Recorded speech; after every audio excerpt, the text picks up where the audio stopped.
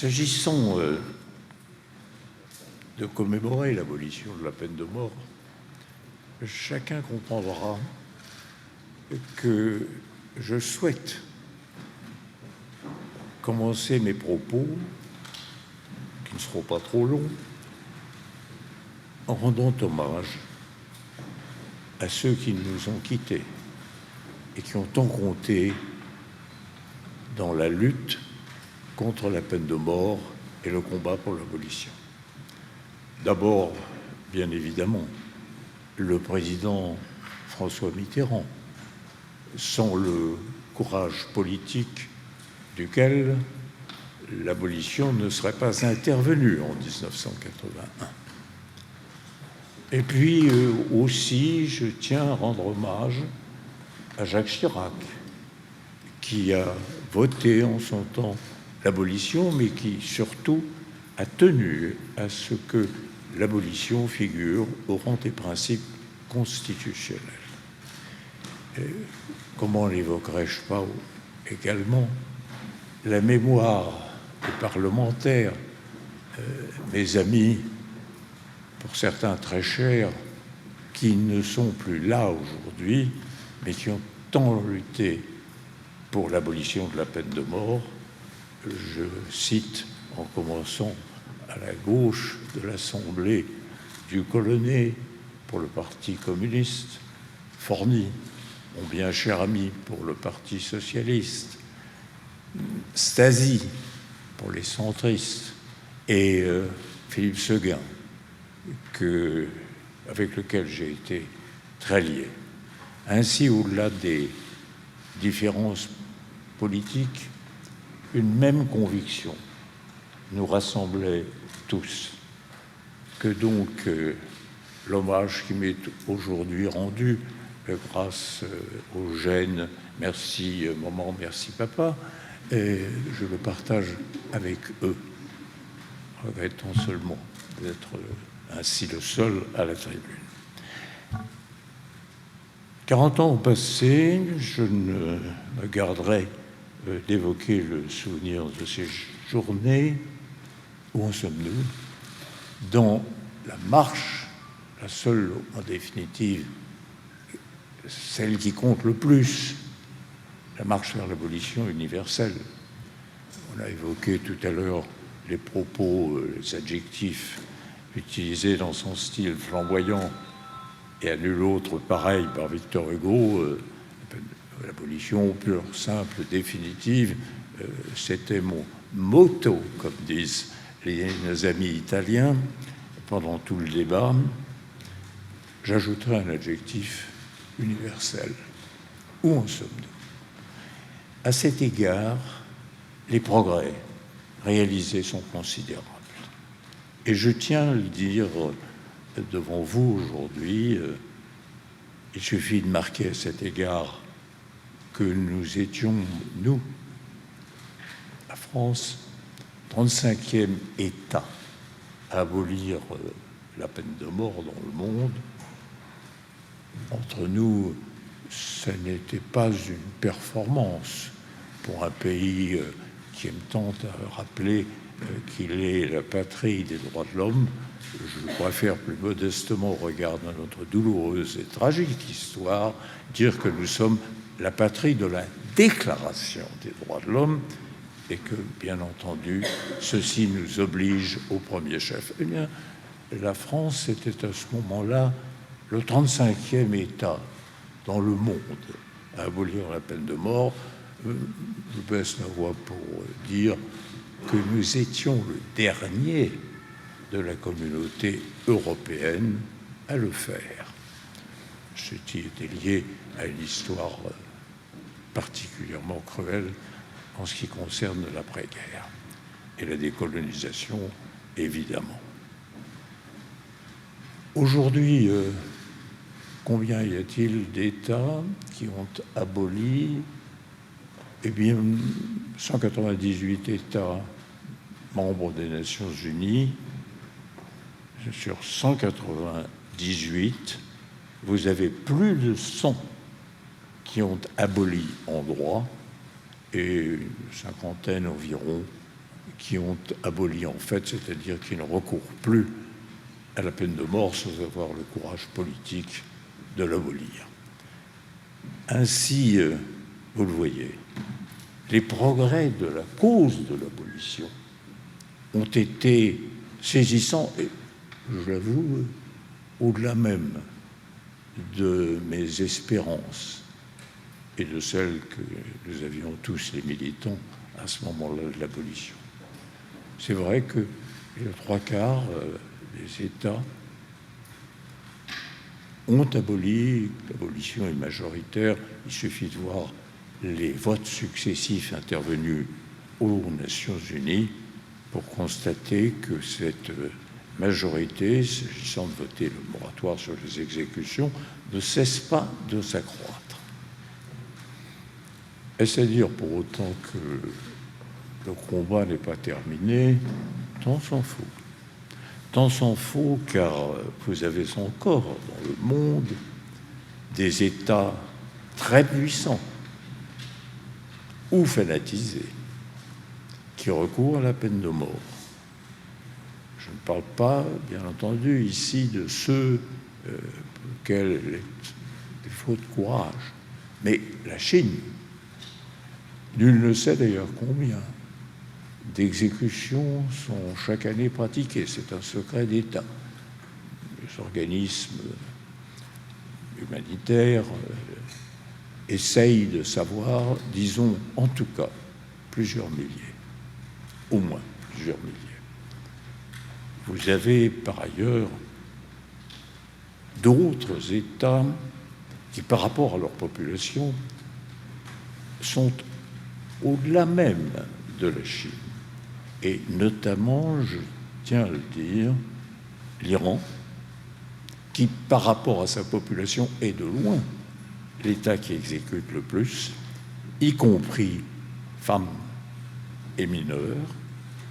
Vous avez aussi l'Irak, l'Égypte, l'Arabie saoudite.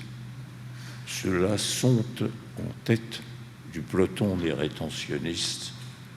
Et disons-le, à chaque fois qu'une exécution intervient, et notamment s'agissant de ces pays intégristes, on ne peut pas ne pas s'interroger sur la signification politique et religieuse de la peine de mort.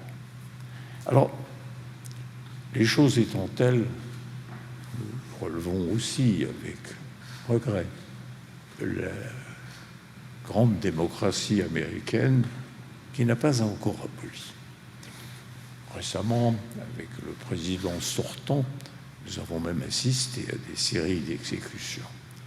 Mais je tiens à préciser que, s'agissant des États-Unis, grande démocratie, bien entendu, vieille république, la marche vers l'abolition est continue. Il ne faut pas oublier que les États-Unis sont une nation fédérale, une république fédérale, et que la peine de mort relève en vérité de la législation de chaque État pour l'essentiel. Et le nombre d'États à l'intérieur des États-Unis qui ont ou sont en processus d'abolition ne cesse de s'accroître. Dernier en date étant le Colorado 2020. Et ainsi, le mouvement lancé, et quelle que soit la réticence des uns, à mon avis, et c'est une conviction aussi raisonnée, irrésistible, les États-Unis aboliront après avoir simplement traîné trop longtemps pour une nation qui se veut république exemplaire. Mais c'est inscrit dans le devenir. Alors, du côté de l'ordre international, qui juridiquement prime toujours les lois internes, les choses satisfaisantes. Comment ne pas remarquer le nombre de conventions internationales qui n'ont cessé de s'accroître dans les dernières décennies, avec des signataires de toujours toujours plus nombreux. Du côté des juridictions pénales internationales, je puis dire qu'il n'y a pas aujourd'hui un magistrat de haut niveau qui accepterait de siéger dans une juridiction pénale internationale où l'on prononcerait la peine de mort. Pas un. Et je n'ai pas besoin de rappeler ici que, s'agissant de la Cour européenne des droits de l'homme, elle a formellement condamné le recours à la peine de mort.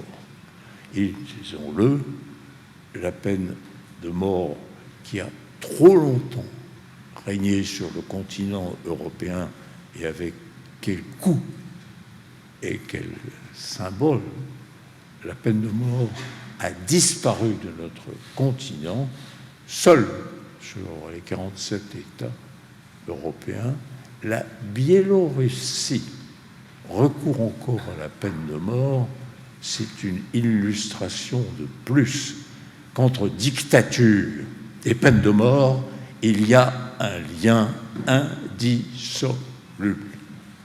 Tout comme à l'inverse, toute démocratie respectueuse des droits fondamentaux des individus doit abolir la peine de mort.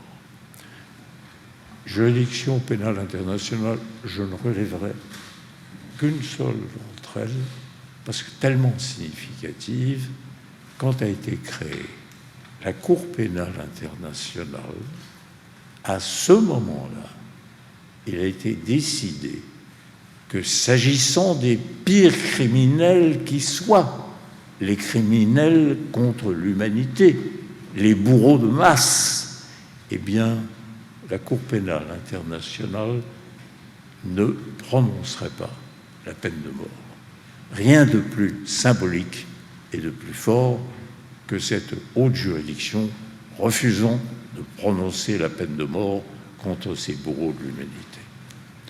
Alors, bien sûr, le vieil homme avec son gourdin au fond de la caverne, toujours prêt à montrer son museau, toujours là, à dire « Ah, la peine de mort, la peine de mort ».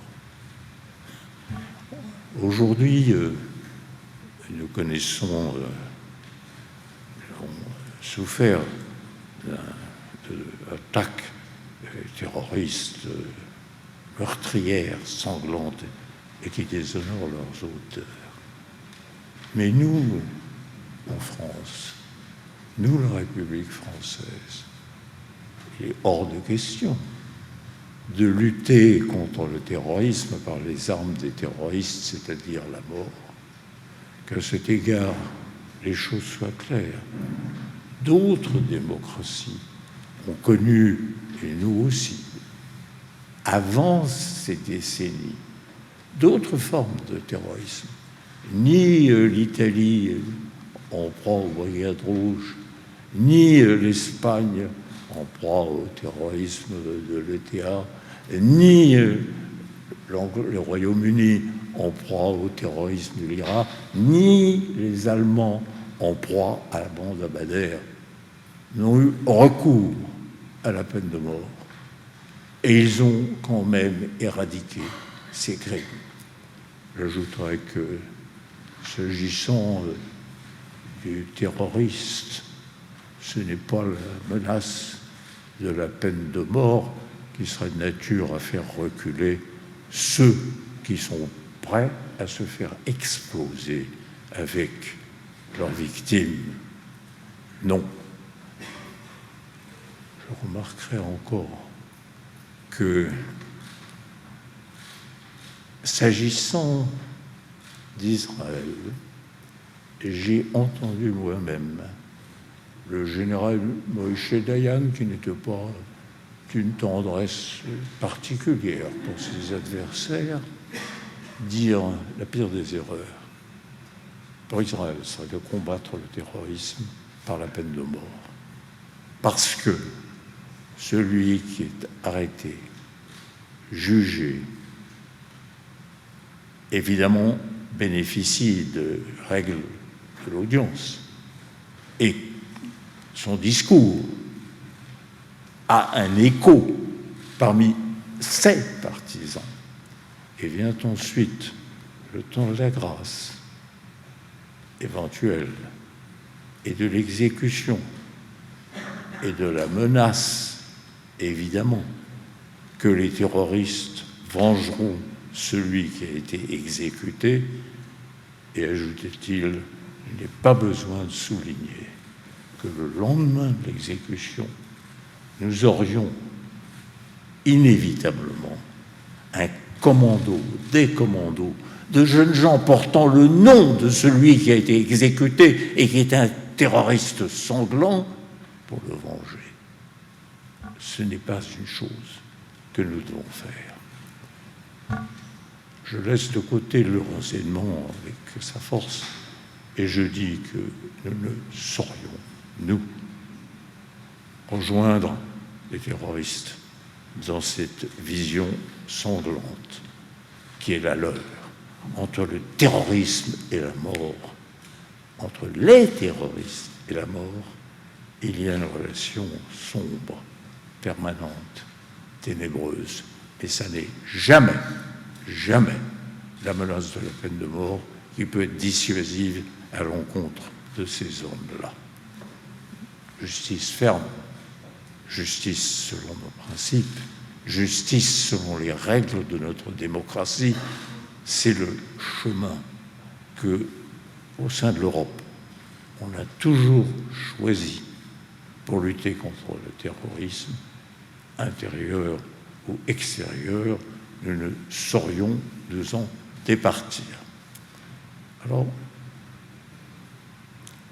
le problème qui se pose à nous n'est pas celui de continuer à œuvrer pour l'abolition. Je dirais que ça va de soi pour nous, Français, à ce stade, et que aux Nations Unies, comme dans les enceintes internationales, nous sommes en position juste de leadership. Mais ce qui est certain, c'est que l'abolition même nous confronte à un autre problème qui doit être pris en compte, qui n'est pas un problème de sang, de mort, qui est un problème qui n'en préoccupe pas moins nos consciences et nos sensibilités. Je veux dire que ceux qui sont condamnés à de très longues peines qui doivent exécuter, cela pose le problème et il s'inscrit dans une conjoncture plus générale de nos établissements pénitentiaires. Et que donc, en lien avec l'abolition, se pose toujours à nous, à nos consciences, la question de comment est-ce que nos établissements pénitentiaires et notre système carcéral fonctionnent-ils? Je pose la question, je n'ai pas besoin de dire, notamment à la présidente de la commission des lois et à tous les législateurs présents, qu'elle se pose avec une acuité particulière dans notre pays et qu'il n'est que temps de prendre conscience de ce que nous avons encouru comme condamnation par la Cour européenne des droits de l'homme dans ce domaine. Nous ne pouvons pas échapper à la prise en compte de ce fait. Il y a évidemment de plus en plus de monde, de détenus dans nos prisons, mais il y a parmi eux aussi de grands criminels. Et à cet égard, il faut que nous méditions et que nous inscrivions dans nos lois et dans la réalité carcérale ce que doit être la juste approche d'une démocratie à une situation comme celle-là, où nous faisons l'objet de trop de condamnations par la Cour européenne des droits de l'homme. On a beaucoup cité Hugo, à juste titre, c'est le plus éloquent des abolitionnistes. Il y a une phrase trop peu connue de Hugo et qui appelle de notre part la réflexion. Il disait, à propos précisément des condamnés ainsi voués à de longues peines, oui, il faut prendre en compte leurs conditions. Et il ajoutait ce mot admirable, il faut mesurer que, s'agissant du condamné, il doit prendre en considération, parce que ce serait dans notre réalité carcérale, le droit d'être meilleur. Formule admirable, le droit d'être meilleur. C'est vrai qu'il y a dans l'abolition un choix moral beaucoup plus qu'un choix judiciaire. C'est vrai qu'en leur laissant la vie, et alors qu'ils sont voués à purger de très longues peines, il ne faut jamais oublier que les êtres humains sont susceptibles de changement et que c'est en fonction de nos lois, de nos conditions d'incarcération que nous pouvons attendre, exiger, je dirais même, de ce changement. Tout à l'heure, Philippe Maurice dira ce qu'il en a été pour lui. Je tiens à le saluer parce qu'il a été pour moi l'incarnation réelle de l'abolition et qu'il n'a pas déçu les espérances que nous avions en lui. Voilà la situation telle qu'elle est. Il est certain que le mouvement vers l'abolition universelle se poursuivra. Il est certain, je ne le verrai pas évidemment, mais il est certain que l'abolition, tôt ou tard, triomphera. Pourquoi cette conviction est-elle si forte chez moi? Ce n'est pas seulement à cause des épreuves judiciaires qui entraînent la réalité de la peine de mort. Non, c'est parce que, comme le disent si bien nos amis italiens, Est la vita, c'est la vie. C'est le combat de la vie, pas d'une vie, de la vie. La vita, et vive la vita. Et c'est bien ainsi que nous devons, nous, lutter pour ce qui est la vie et contre au moins la mort administrée par les hommes à d'autres hommes. Merci.